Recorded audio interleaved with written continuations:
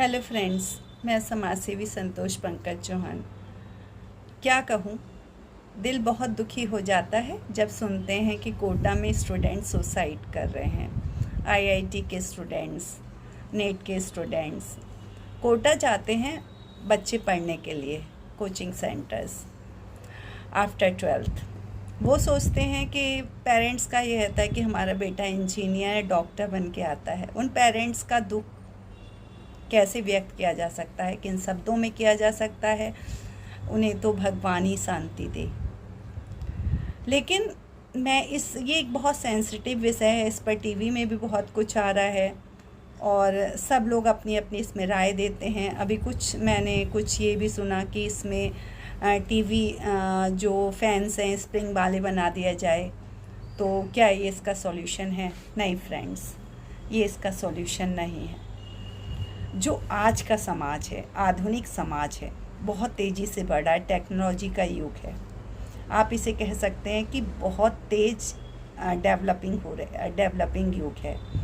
इसमें हर बच्चा IT technology से युक्त है और पेरेंट्स का एक या दो बच्चे हैं तो हर पेरेंट्स अपने बच्चों को अच्छी से अच्छी फैसिलिटी देना चाहता है और वो चाहता है कि उसके रहते हुए उसका बच्चा एक अच्छे कैरियर में चला जाए जिससे वो सेट हो जाए। इसमें पेरेंट्स की कोई गलती नहीं है।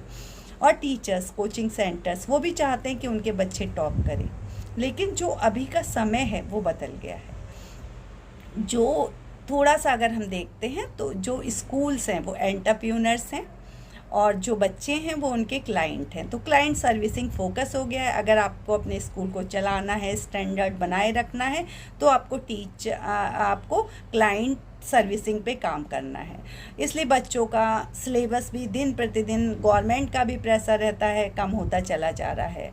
आफ्टर 12th तक वो लोग बहुत कम सिलेबस में मोस्टली बच्चे पास हो जाते हैं। 40 बच्चों की क्लासेस होती है और अगर उनको अच्छी फैसिलिटी अवेल नहीं कराता है स्कूल तो पेरेंट्स हटा लेंगे, ये प्रेशर बना रहता है। इस तरह से वो उनकी स्कूलिंग हो जाती है इजी वे में कहा जाए तो। उसके बाद उनके पास प्रेशर आता है, जहाँ वो 40 बच्चों में उन्हें फर्स्ट आना होता है, रिज़ल्ट आना होता है एक क्लास में, वहीं रिज़ल्ट बढ़ जाता है 4,000, 40,000, 4 लाख और लोगों में। अगर हम वर्ड में जाएँ तो इससे ज़्यादा हो जाता है। तो बच्चों पे एक प्रेशर आ जाता है, जो प्रेशर उन्होंने अभी तक हैंडल नहीं किया। क्यों? क्योंकि स्कूल में भी क्लाइंट सर्विसिंग का प्रिंसिपल है। जो पहले प्रेशर हुआ करता था, जो टीचर होता था, वो अनुशासन पे काम करता था, तो उसको ये राइट होता था कि जो भी बच्चा इस तरह का अनुशासनहीनता कर रहा है वो उसे हटा दिया करता था। लेकिन आज की डेट में टीचर्स को इतने राइट नहीं है और बिजनेस हाउसेस हैं स्कूल, और चेंज हो चुकी है, पूरा सिनेरियो ही चेंज है और जो हमारा एजुकेशन सिस्टम है वो भी चेंज हो चुका है। तो हमारा फोकस रहता है कि सब पास हो जाएं और कि कंपटीशन तो अपने आप उन्हें निकालना पड़ेगा और कंपटीशन में सीट भी कम है। तो हमें एज ए पेरेंट्स और एज ए टीचर हम लोग की रिस्पॉन्सिबिलिटी अब बढ़ जाती है। टीचर्स की रिस्पॉन्सिबिलिटी है कि वो बच्चों की दिशा निर्धारित करने में सहयोग करें और बच्चे के पोटेंशियल को जांचें। वहीं पेरेंट्स की रिस्पॉन्सिबिलिटी होती है कि बच्चे को फर्स्ट, सेकंड, थर्ड 3 प्लान दे के रखें। प्लान ए, प्लान बी और प्लान सी। अगर प्लान ए सक्सेस नहीं होता, बी नहीं होता है तो सी। और जो हमें सामाजिक सोच है वो भी थोड़ी बदलनी चाहिए कि केवल डॉक्टर्स, इंजीनियर्स नहीं। अगर हम देश चलाते हैं, भारतवर्ष को चलाने के लिए लाखों प्रोफेशंस हैं। अगर किस फार्मर नहीं रहेंगे, फार्मिंग नहीं होगी तो खाओगे क्या?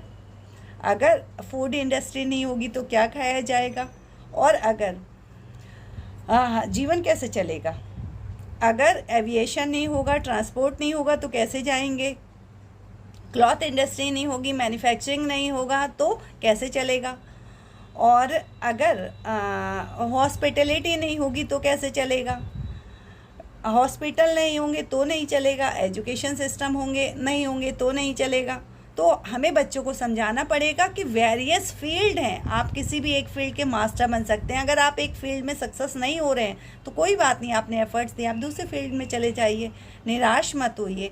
कुछ लोग कहते हैं कि एक ही जगह कंटेनर डिगिंग करो, मैं इस चीज़ को एग्री करती हूँ। मोस्टली मोटिवेटर ये कहते हैं कि 10 जगह गड्ढा खोदने के बजाय एक जगह गड्ढा खोदोगे तो मीठा पानी मिलेगा।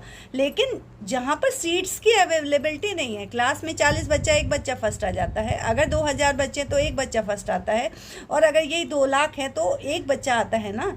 तो जो सीट की लिमिटेशन, बच्चा बहुत टैलेंटेड है, बहुत अच्छा कर सकता है, लेकिन उसके पास अवेलेबिलिटी ऑफ रिसोर्सेज भी है, लेकिन उसके पास जिस सीट पे उसे कॉम्पीट करना वो बहुत कम है।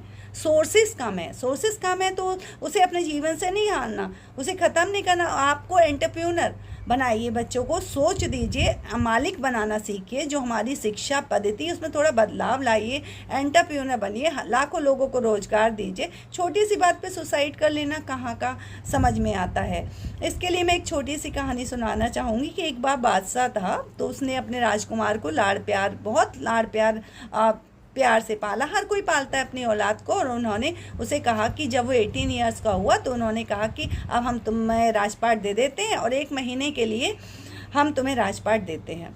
तो जब वो उस राज संभालने बैठता है तो वो इतनी ज़्यादा कंप्लेन आने लगती हैं, हर चीज़ में वो उसका हठधर्मिता अपनाता है और किसी की कोई बात नहीं सुनता है।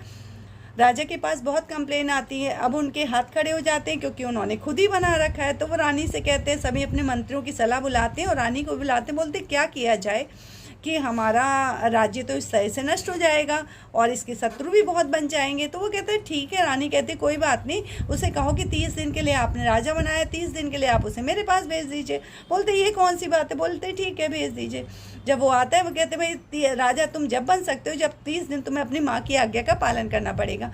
क्योंकि आप देखते हैं किसी भी इस दुनिया में, आप इस दुनिया की सृजन और विनाश के कारण 4 ही लोग होते हैं, राजा, गुरु, माँ और ईश्वर। तो वो कहते हैं ठीक है, माँ बेटा मान लेता है राजपाट के लालच में, तो आ जाता है माँ के पास, बोलता भाई रानी के पास माँ क्या आ गया है। वो कहती बस आज से एक ही काम करना है आपको, रोज़ सुबह उठने के बाद सूर्य को नमस्कार करना है और मेरे और अपने पिता के पैर छूने, चरण स्पर्श करना है, और जितने भी बड़े लोग हैं हमारी राज्य के उन सबके चरण स्पर्श करना है। वो कहते हैं ये कैसे, ये मेरे से नहीं होगा। बोलती भाई ये तो करना पड़ेगा अगर आपको राजा बन के रहना है, राजकुमार बनना है। बोलता ठीक है कल से करता हूँ। ठीक है, फिर वो उस दूसरे दिन से, सेकंड डे से, वो जितने भी बड़े लोग होते हैं राज्य के उनके पैर छूना शुरू कर देता है।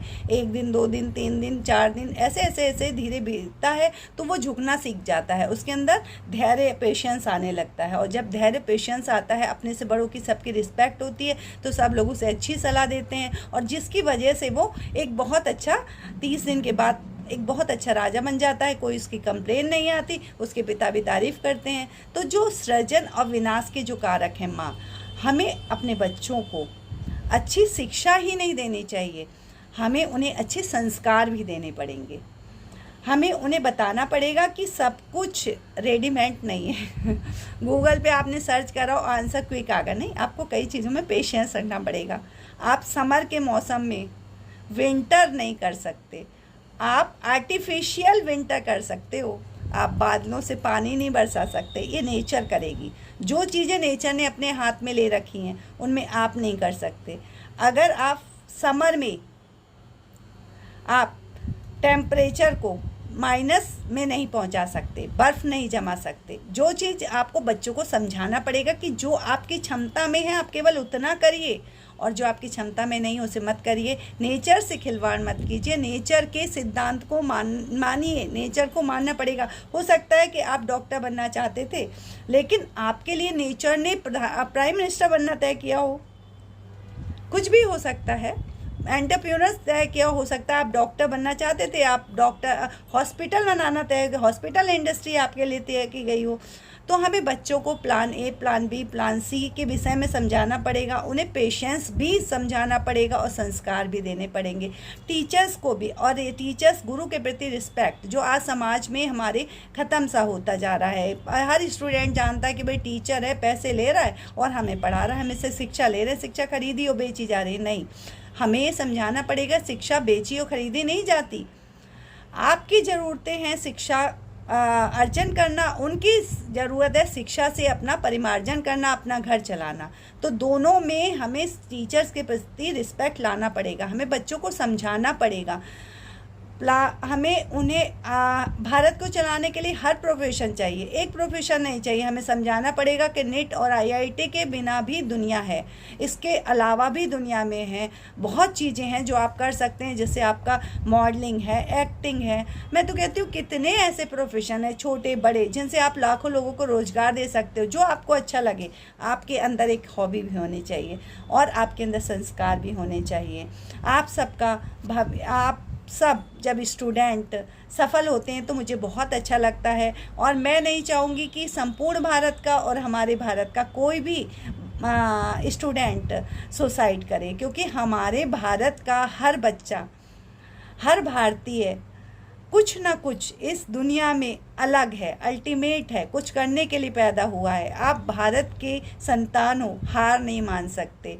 आप एटलीस्ट 8 बार गायत्री मंत्र का जाप कीजिए। आप अपनी स्टूडेंट लाइफ में पाएंगे कि बहुत परिवर्तन आता है। जिस भी धर्म को मानते हैं, मैं ये नहीं कहती कि आप जिस भी धर्म को मानते हो उससे भी जुड़िए, अपनी जड़ों से मत कटिए। एक चीज़ अगर आप नहीं कर पाते, आप ये सोचिए कि आप बहुत बेस्ट हैं, बहुत बेस्ट कर सकते हैं। 40 बच्चों की क्लास में एक ही बच्चा टॉप कर सकता है। तो रिसोर्सेज की भी कमी है, अवेलेबिलिटी ऑफ सोर्सेज को भी देखिए। अपनी जान मत लीजिए, क्योंकि आप हमारे भारत का भविष्य हैं, आने वाला भविष्य है। और टेक्नोलॉजी के युग में आप गूगल मत बनिए। आप ये सोचिए कि गूगल में भी सब कुछ आप ही लोगों की वजह से है। आप बहुत अच्छा कर सकते हैं, निराश मत होइए, हमेशा अपने को पॉजिटिव रखिए, कई प्लान्स रखिए। एक प्लान सफल नहीं होता तो आप दूसरे प्लान में जाइए। लेकिन मेरी ये हम्बल रिक्वेस्ट है कि आप कृपया अपनी जान लेने की ना सोचें, कभी भी सुसाइड ना करें। आपके लिए बहुत बेहतर ऑप्शंस मिलेंगे। सीजन्स 4 सीजन होते हैं, समर, विंटर, ऑटम, स्प्रिंग। कभी भी एक मौसम दूसरे के साथ नहीं मिलता, ऐसे ही टाइम होता है। कभी हमेशा टाइम एक सा नहीं होता, हमेशा बदल जाता है। इसलिए अपनी हमेशा सोच को पॉजिटिव रखिए। आप एक पौधा हैं और आपको पेड़ वृक्ष बनना है, और वृक्ष हमेशा देने के लिए होता है। आपको अपने आप को खत्म नहीं करना, अपने रूट से जुड़े रहिए। अपने माता पिता का सम्मान करिए, गुरु का सम्मान करिए, सोसाइटी का सम्मान करिए, बुज़ुर्गों का सम्मान करिए, छोटों की इंस्पिरेशन बनिए। कृपया सुसाइड मत कीजिए, क्योंकि उन माता पिता जो अपनी सारी ज़िंदगी आपके कैरियर को, आपके भविष्य को बनाने में लगा देते हैं और सोचते हैं कल उनका बच्चा उनका नाम रोशन करेगा, उन पर क्या बीतती है। तो हर पेरेंट्स की तरफ से मेरी ये हम्बल रिक्वेस्ट है, और मेरी भी, कि कभी भी आप नेगेटिव मत लाइए। और मेरी पेरेंट्स से और टीचर्स से भी रिक्वेस्ट है कि आप सभी लोग भी अपने बच्चों को टच में रहिए, इमोशनल टच बनाइए, गाइड कीजिए, पेशेंस सिखाइए, धैर्य सिखाइए, और उनके अंदर क्षमा भी सिखाइए, और उनको क्रोध को सही दिशा में लगाएं। और एटलीस्ट ऐसा रिलेशन बनाइए कि वो आपके साथ हर चीज़ शेयर करें, जिससे हमारे भारत के ये बच्चे आगे चलकर हमारे भारतवर्ष का नाम रोशन करें। आप सभी बच्चों का भविष्य मंगलमय हो। इसी कामना के साथ मैं संतोष पंकज चौहान अपने शब्दों को विश्राम देती हूँ। आप सबका भविष्य मंगलमय हो। जय श्री राम।